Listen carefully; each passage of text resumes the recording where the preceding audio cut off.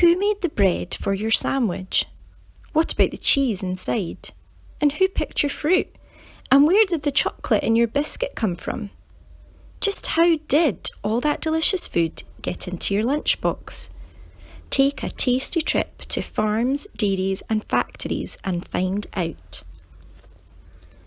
How did that get in my lunchbox? The Story of Food by Chris Butterworth and illustrated by Lucia Goggiotti. One of the best parts of the day is when you lift the lid of your lunchbox to see what's inside. Your parents have packed it with lots of tasty things to eat. They probably got all the food from the supermarket, but food doesn't grow in supermarkets. So where did it come from before it went to the shop? Just how did all this food get in your lunchbox? How did the bread in your sandwich get in your lunchbox? A farmer planted seeds in spring, and by summer they'd grown into tall, waving wheat with fat, ripe grains at the tip of every stalk. The farmer cut the wheat with a giant combine harvester and set it to a flour mill. The miller ground the grains into flour, and trucks took the flour to a bakery. The baker mixed the flour with water, sugar and yeast, kneaded it into a soft, squishy dough and baked it in a very hot oven. Out came fresh loaves of bread ready to send to the store.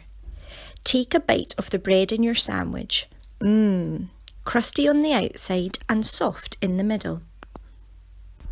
How did the cheese in your sandwich get in your lunchbox?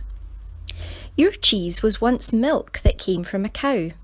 A farmer milked the cows and a tanker from the dairy came to collect the milk. 1.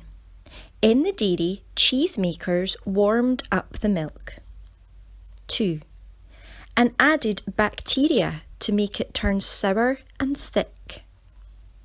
3. Then they added a substance that animals use to digest milk called rennet. 4. And it changed again into bits called curds floating in whey. 5. They drained off the whey, chopped up the rubbery curds, added some salt and pressed them into blocks. 6. They stored the blocks for months until the cheese was ripe. Bite into your cheese. It's creamy and smooth, but tasty too, and tingly on your tongue. How did your tomatoes get in your lunchbox? Last summer, your tomatoes were growing in a big plastic tunnel full of tomato plants. The sun and the warmth made the plants grow tall and bloom with yellow flowers.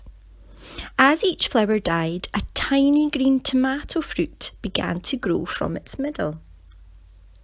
Day by day, the plants sucked up water and the tomatoes swelled from green to orange to red.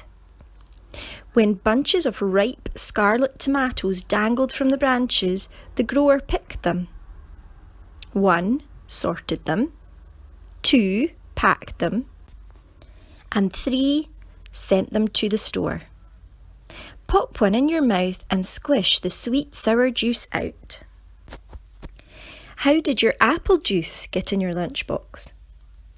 Last spring, the apple trees in the orchard were full of flowers. In summer, tiny apple buds grew from each flower stalk. The buds kept growing and by autumn the trees were full of ripe, sweet fruit. Pickers climbed into the trees and filled their bins with fruit. A truck took the bins to the juice factory, where sorters threw out any rotten apples.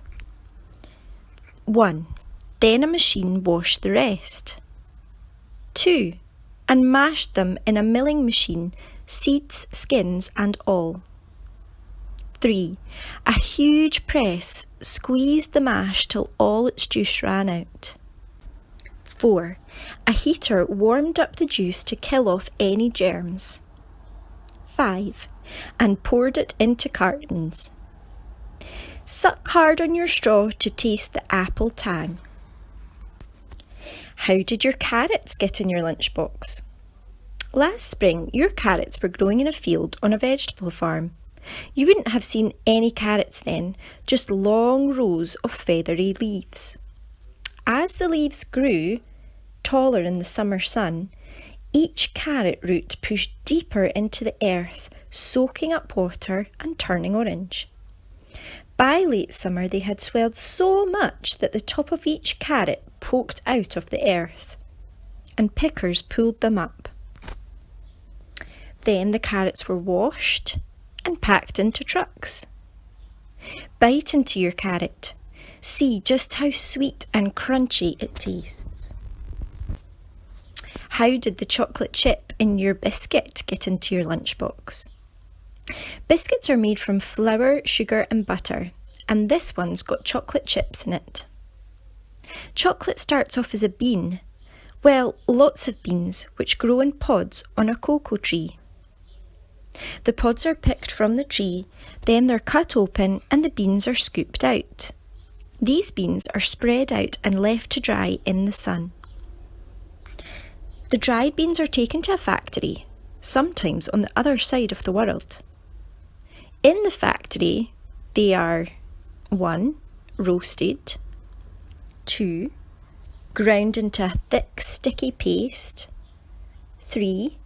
Sugar's mixed in so the paste gets sweeter, but it's still gritty, so it's squeezed, stirred, melted and cooled to make it really smooth. It takes a lot of work to make chocolate. 4. Finally, the chocolate is moulded into blocks. These are made into little chips that will melt in your mouth all over again. How did your clementine get in your lunchbox? Early in the summer, the trees in the clementine grove were full of sweet-smelling, waxy flowers. As the flowers dried, a tiny green clementine berry began to grow out of each one. The clementines swelled in the warm sun, turning from green to yellow. By the time cooler winter weather arrived, the clementines had turned orange and were so heavy and full of juice that they made the branches droop. Pickers climbed ladders to reach them. They had to wear gloves so they didn't bruise the tender fruit inside the skin. They washed them and packed them, and the grower sent the boxes in trucks to the market. It's easy to peel a clementine. Then all you have to do is pop the juicy pieces in your mouth and bite.